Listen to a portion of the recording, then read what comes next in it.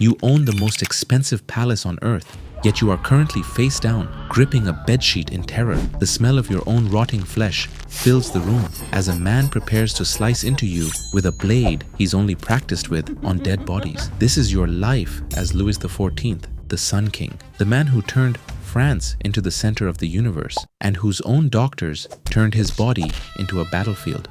And before this video is over, you'll watch them destroy it, piece by piece, including the one medical mistake so horrific that changed medicine forever. He built Versailles, a palace so blindingly bright it literally made visitors dizzy. He wasn't just a king, he was the sun. And yet, beneath the silk, his body was already failing. You are the Sun King. Every morning, 200 nobles fight for the privilege of watching you get dressed. The man who hands you your right shoe outranks dukes. You eat dinner alone on a raised platform, while hundreds of courtiers stand in silence and watch you chew. Every meal is a theatrical performance, and through it all, Versailles reportedly smells like an open sewer. You are the image of divine power, and underneath that image, your body is quietly falling apart. You'd think the king's smile would be worth a fortune. For Louis, it was a death trap. By 1685, your upper jaw is in crisis. Years of rotting teeth have caused chronic infections, and your doctors, in their infinite wisdom, decide the solution is to simply remove all of your upper teeth at once. The extraction is brutal. There is no anesthesia, only the dental pelican, a medieval tool that grips the tooth and rips it out by force. The sound isn't a clean snap, it's the sickening crunch of wet wood splintering inside your skull. You feel the vibration travel through your cheekbones and directly into your ears. In their frantic yanking, they fracture your upper jaw and tear away a section of the hard palate, the bony roof of your mouth. You now have a direct hole connecting your mouth to your nasal cavity. What does this mean in practice? Every time you eat, in front of your silent, standing court, food and wine come back out through your nose. Take a second. Imagine that. Every time you swallow, the flavor of wine hits your sinuses. The surgeons attempt to fix this by cauterizing the wound. No anesthesia. They press a red-hot iron to the inside of your mouth multiple times. The passage keeps reopening. You are the Sun King.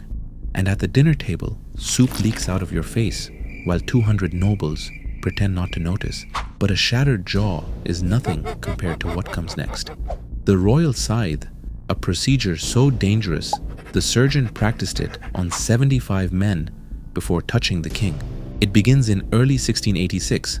You notice a painful swelling in an extremely private location, near your anus. Your doctors treat it with warm compresses, enemas, and herbal poultices. It gets worse. They drain it with toxic compounds. It gets worse. By May, it has become a full fistula, an infected tunnel of rotting tissue cutting through your body. For nearly a year, you cannot ride a horse. You cannot sit comfortably on your throne. The most powerful man in Europe can't sit down. The doctors eventually agree. Surgery is the only answer. There's one problem. No surgeon in France wants to operate on the king, because if you die on their table, they die shortly after. One man agrees to try. His name is Charles-François Félix, but Félix is not stupid. He knows he's not ready, so he requests 6 months to prepare. Okay. The king grants it. For 6 months, Félix travels France, seeking out patients with similar fistulas. He operates on 75 men, practicing the exact incision, perfecting the angle, testing a custom curved blade he has designed specifically for this procedure. It becomes known as the bistouri à la royale, the royal scythe. The patients he practices on, many of them do not survive. Their bodies are buried before dawn, while Paris is still asleep. On November 18th, 1686, you're mourning, face down, conscious, the royal scythe. The operation lasts 3 hours. Madame de Maintenon, his secret wife, holds your hand. Your confessor prays beside you. At one point, near the end, in agony, you turn to Félix and say, "Finish, and do not treat me as a king. I want to heal as if I were a peasant." The surgery succeeds. Félix is rewarded with 300,000 livres and a noble title. The fistula becomes so fashionable that, within months, Courtiers begin faking symptoms to get the same operation. One surgeon reportedly notes that patients are requesting the procedure who don't even have a fistula.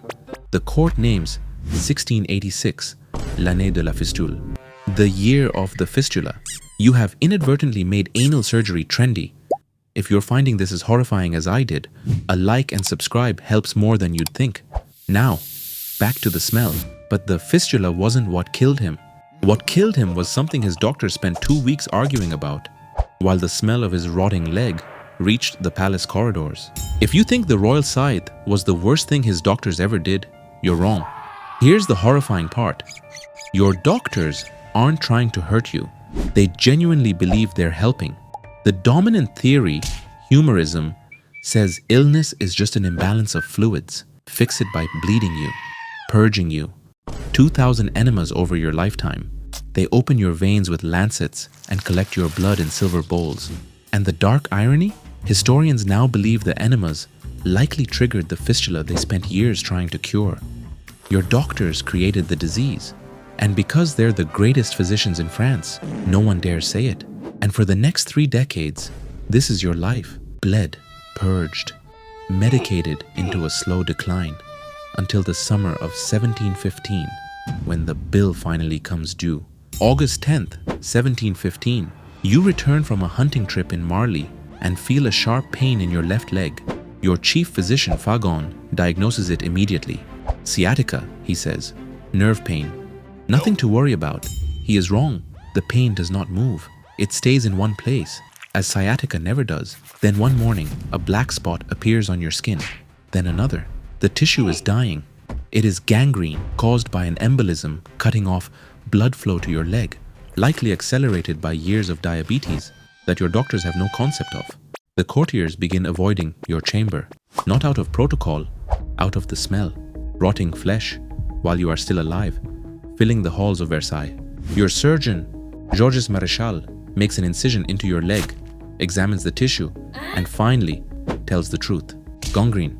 He recommends immediate amputation, and then the argument begins. The other physicians overrule him. They want to try their remedies first.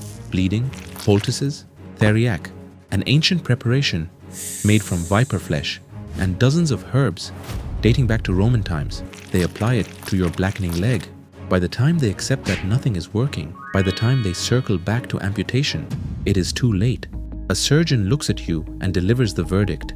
Sire, we can remove your leg, but we cannot save your life. You lie in bed and watch your own leg turn black to the thigh. On the 26th of August, the gangrene reaches the bone. You reportedly tell your doctors, I have never felt such intense pain, but what troubles me most is that none of you have found a way to relieve it for even a single day. On September 1st, 1715, 4 days before your 77th birthday, you die. You have ruled France for 72 years, longer than any monarch in European history. And in the end, the man who outlasted every rival, every war, every plague, was finished by the people paid to keep him alive. Louis XIV's death was so obviously mismanaged that the aftermath actually changed medical history. The public outrage over the doctors blocking amputation gave surgeons, long treated as second-class practitioners, the political ammunition to fight back. Within 16 years, the Académie Royale de Chirurgie was founded in France. Surgery became a legitimate science. Thousands of lives were saved as a direct result of one king's very public, very preventable death. His suffering upgraded the entire field.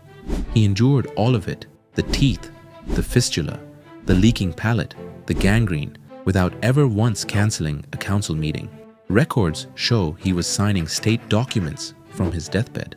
Behind every gilded portrait of the Sun King is a man in constant, silent agony. He was not alone. Across Europe, another king was dying at the exact same moment, not from what his doctors did to him, but from what his family had done for generations. The next time you see a picture of Versailles, remember, the gold was real, but so was the smell.